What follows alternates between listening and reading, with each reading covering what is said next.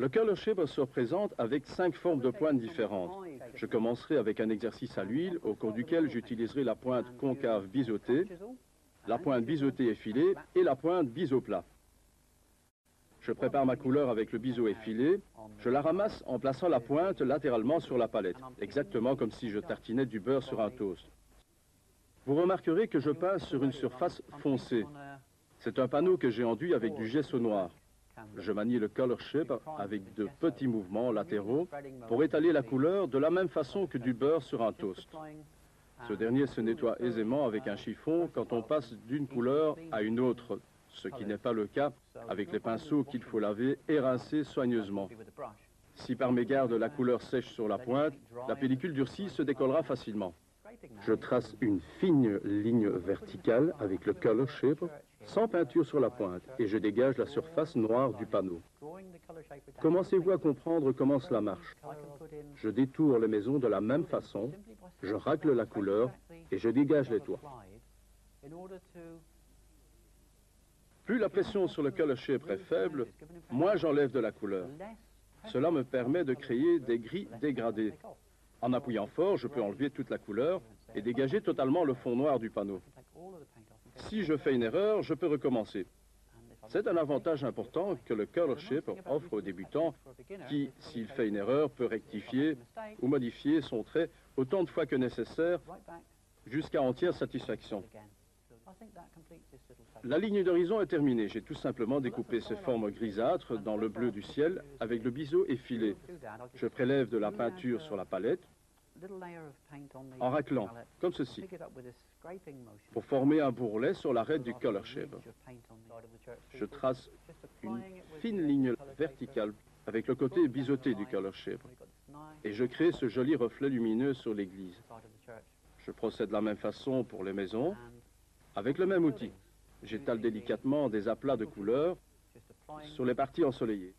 À présent, je vais indiquer quelques ombres et je choisis pour cela un biseau plat. Des ombres pourpres grisâtres à la base de ces maisons. Je manie le color shaper comme un pinceau. La grande différence est que sa touche est beaucoup plus précise et qu'il ne perd pas ses poils comme ce dernier. Son trait est également plus nourri, plus ferme. Il ne s'use pas et il ne se dégrade pas à l'usage. J'indique quelques ombres formées par les maisons voisines, et toujours sans détail. Les détails seront découpés, souvenez-vous, chose impossible à réaliser avec un pinceau. Maintenant que les éléments principaux de mon tableau sont définis, je vais entreprendre les détails. Je nettoie la pointe du color shaper, j'enlève ce résidu de couleur. Vous pouvez faciliter cette opération avec un solvant, n'importe lequel. Cela n'a aucune importance. Avec cette pointe bien propre, sans couleur, je vais dégager des fenêtres, ici, sur ces maisons, et sur l'église, de simples traits appuyés. J'indique une ombre inclinée sur ce toit. Je trace en raclant des lignes bien nettes comme ceci. À ma connaissance, c'est le seul outil avec lequel on puisse faire cela. Je vais peindre l'eau avec des traits verticaux.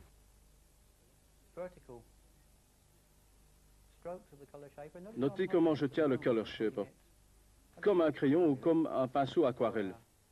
Observez aussi comment je tiens le color shaper, comme un racloir, ou comme un ciseau à bois si vous voulez.